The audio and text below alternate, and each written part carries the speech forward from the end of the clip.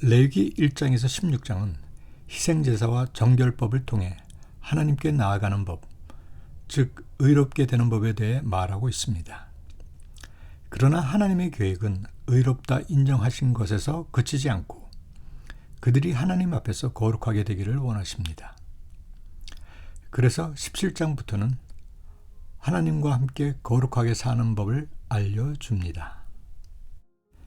거룩 법전으로도 불리는 레위기 후반부의 중심 주제는 19장에 나오는 내가 거룩하니 너희도 거룩하라라는 계명에 농축되어 있습니다. 어느 설교자의 말처럼 하나님의 관심은 우리의 행복이 아니라 우리의 거룩입니다. 그러므로 하나님의 백성은 구약의 이스라엘이든 신약 시대의 크리스찬이든 모두 하나님 앞에서 거룩해야 합니다. 그러면 거룩이란 무엇일까요? 그것은 히브리어로 카도시라고 하는데 구별함을 뜻합니다. 그러므로 하나님이 거룩하시다라는 것은 하나님이 인간과는 구별되는 분이라는 뜻입니다. 호세아는 이를 하나님은 사람이 아니요 이스라엘 가운데 계시는 거룩한 자라고 표현했습니다.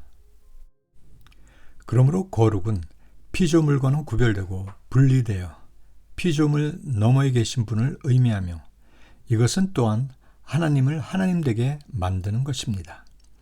다시 말해 거룩하신 하나님은 초월적이시고 영원하시며 전지전능하실 뿐만 아니라 인간의 생각 너머에 계신 분이신 것입니다. 그렇다면 유한한 존재인 인간이 어떻게 거룩할 수 있을까요? 그것은 하나님과 같이 된다는 의미로도 받아들여질 수 있는 매우 위험한 표현입니다. 그러나 하나님은 이스라엘이 거룩하기를 원하셨고 그렇게 명령하셨습니다. 그러면 이스라엘은 어떻게 거룩하신 하나님과 구별되면서 동시에 하나님과 같이 거룩하게 될 수 있을까요? 이를 이해하기 위해 하나님 말씀에 대한 가장 기본적인 것을 숙지해야 합니다. 하나님은 말씀으로 피조 세계를 창조하셨고 그래서 말씀으로 모든 것을 결정하십니다. 빛이 있으라 하시니 빛이 있었습니다. 그렇게 세상을 창조하신 하나님은 일곱째 날 안식하시면서 안식일을 거룩하게 하셨습니다. 그런데 안식일이 거룩하다고 그날이 평일과 특별히 다르지 않습니다. 안식일에 뜨는 해도, 달도, 별도 다른 날의 그것과 똑같습니다. 안식일이 거룩한 이유는 하나님이 거룩하다 말씀하셨기 때문입니다.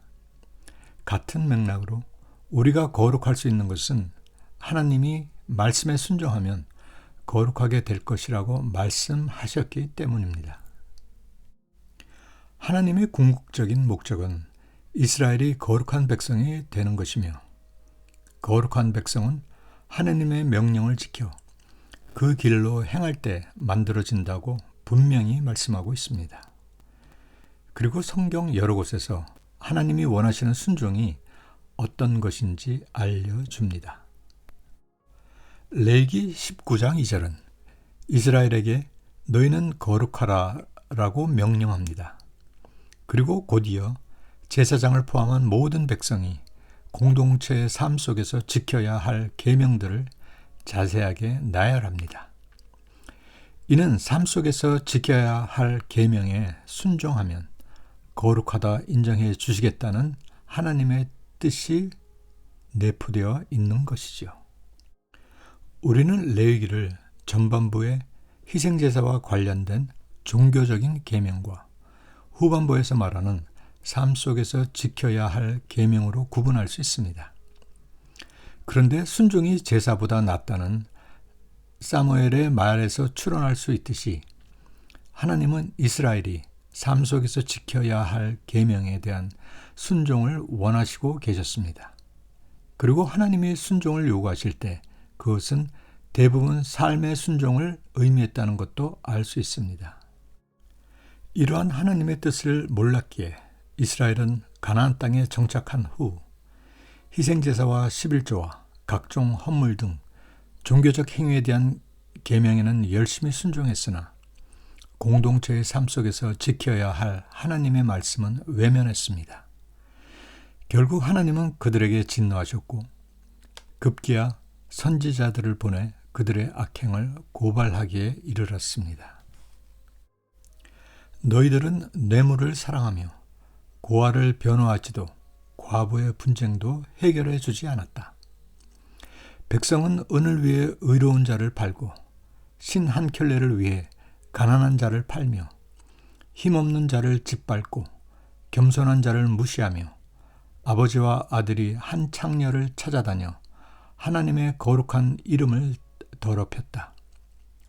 악인들은 부정한 저울추로 부를 쌓고 부자들은 가난한 자들을 착취하고 백성들은 거짓을 말하고 진실을 말하지 않는구나.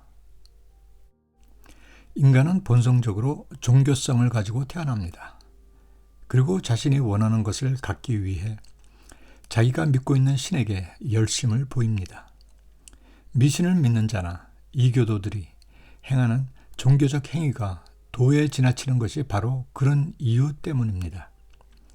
이런 종교적 순종은 하나님의 뜻과는 달리 인간의 욕심에서 나오기에 하나님은 종교적 순종을 경계하셨던 것입니다.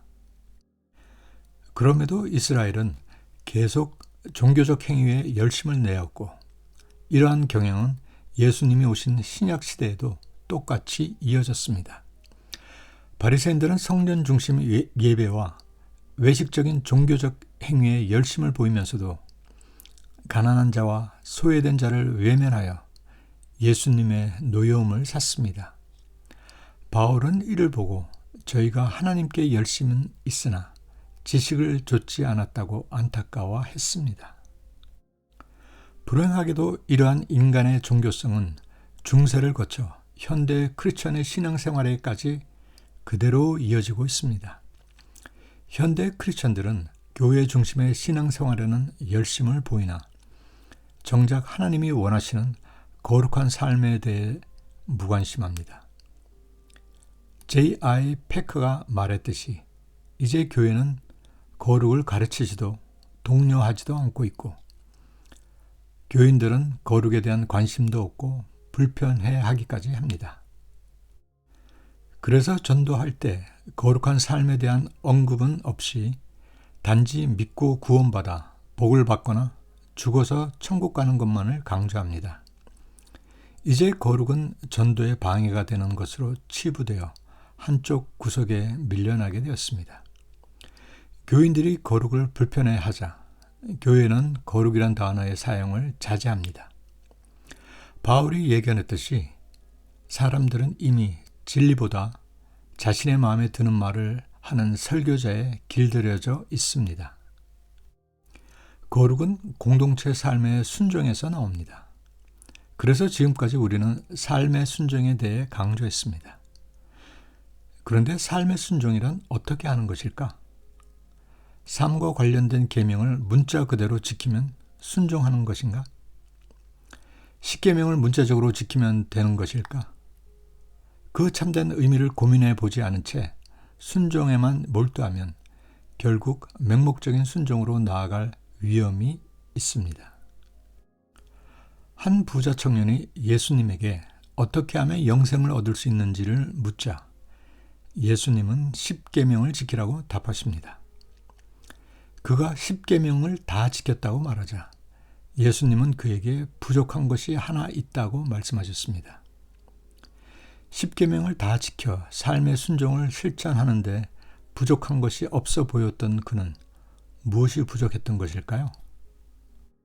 예수님은 모든 율법을 2개의 큰 계명으로 압축하셨습니다. 그것은 하나님을 사랑하는 것과 이웃을 사랑하는 것입니다.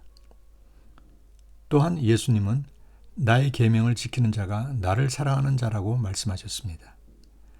그러므로 이웃을 사랑하라는 주님의 계명을 잘 지키는 것이 곧 주님을 사랑하는 것이며 동시에 율법을 다 지킨 것이 됩니다. 그런데 우리는 어떻게 이웃사랑을 실천할 수 있을까? 만약 내가 속으로는 가난한 사람들에 대한 조롱과 멸시의 마음을 가지고 있으면서도 가난한 이웃에게 물질적 도움을 주면 예수님은 내가 이웃사랑을 순종했다고 칭찬해 주실까? 멸시와 조롱의 마음을 품고 있는 내가 진짜 나일까? 아니면 도움을 주는 행위를 하는 내가 진짜 나일까? 하나님은 중심을 보십니다. 그 말은 우리의 존재 자체를 중시하신다는 것입니다. 외적 행위는 나뭇잎과 같아 시간이 지나면 낙엽으로 떨어져 없어집니다. 그러나 나무의 뿌리와 줄기는 그대로 남아 그 나무의 존재를 알려줍니다. 하나님에게 우리도 마찬가지입니다. 없어질 외적 행위가 아니라 우리의 내면에 있는 성품과 가치관과 태도로 이루어진 그 존재 자체를 중시하십니다. 사람의 중심을 보시는 예수님이 부자 청년에게 재물을 다 팔아 가난한 자에게 나누어 주고 나를 쫓으라고 말씀하신 이유는 그의 마음속에 자리 잡고 있는 물질에 대한 탐욕과 세속적 가치관을 쫓는 옛사람을 벗어버리고 심령으로 새롭게 되어 거룩함으로 지음받은 새 사람을 입히기 위함이었습니다. 영생은 믿음으로 얻을 수 있다고 예수님은 말씀하셨습니다. 참된 믿음은 행위로는 바꿀 수 없는 그 사람의 내면 세계, 즉 그의 성품과 가치관과 태도를 바꾸기 때문입니다. 이를 위해 우리의 약함을 아시는 하나님이 우리가 믿음을 고백할 때 성령을 우리 마음에 보내주셔서 우리가 새 사람이 되는 것을 도와주십니다. 우리의 행위로 영생을 얻을 수 없는 이유는 기부나 구제의 행위를 하더라도 우리의 죄성과 죄에 대한 태도는 바뀌지 않은 채 그대로 있을 수 있기 때문입니다. 그러나 우리는 참된 믿음을 통해 새 사람으로 거듭날 수 있습니다. 이것을 시각적으로 보여주는 것이 바로 세례의식입니다. 이는 물속에 들어갈 때 옛사람은 물속에서 죽고 물속에서 다시 나올 때 새 사람으로 다시 태어나는 것입니다. 성령을 덧입어 거룩한 새 사람이 된 우리는 육신을 좇는 삶이 아니라 우리 마음에 계신 성령을 좇는 삶을 살아야 합니다. 바울은 성령을 좇는 삶은 사랑과 희락과 화평과 오래 참음과 자비와 양성과 충성과 온유와 절제의 열매를 맺게 한다고 말합니다. 여기서 우리는 이 성령의 열매가 우리의 외적인 행위가 아니라 내적인 성품을 말하고 있고 하나님 나라 백성이 가진 미덕임을 알 수 있습니다.